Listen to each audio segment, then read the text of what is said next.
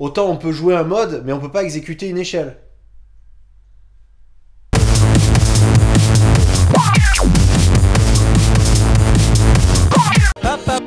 Parlons-y.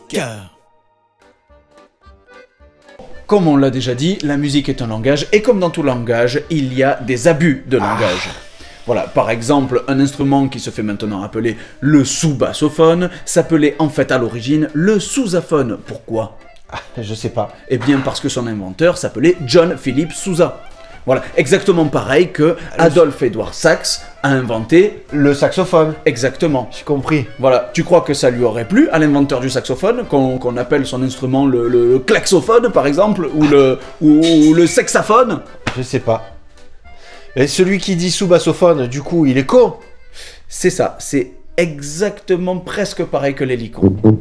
Pom-pom-pom-pom. Moi je veux jouer de l'hélicon. Pom-pom-pom-pom. Par exemple, une autre aberration, c'est que dans plein d'instruments avant, eh bien, ils ont changé le nom des notes contre des noms de position.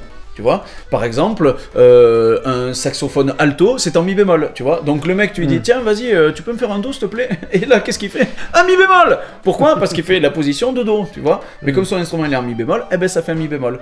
Pareil pour les instruments en si bémol, les instruments en la, etc. Tout ça. Si par exemple on prend un sax alto, un sax ténor, un corps de bassé et un piano, On leur dit tous, allez-y, jouez un do. voilà, et ça va donner...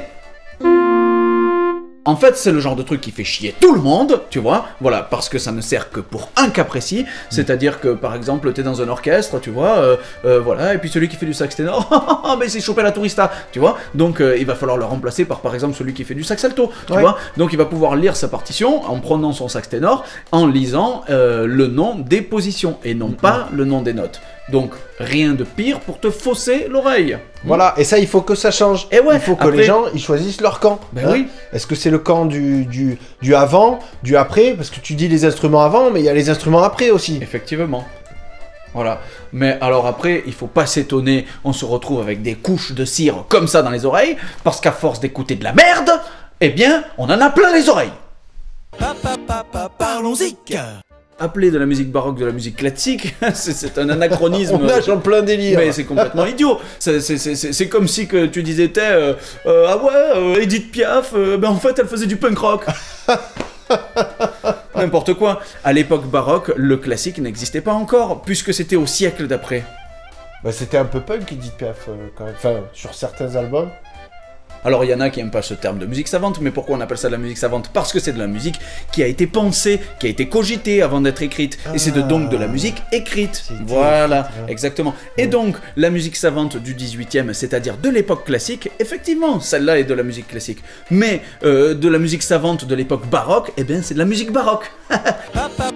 Parlons-y. Voilà, bon, merci de ta participation.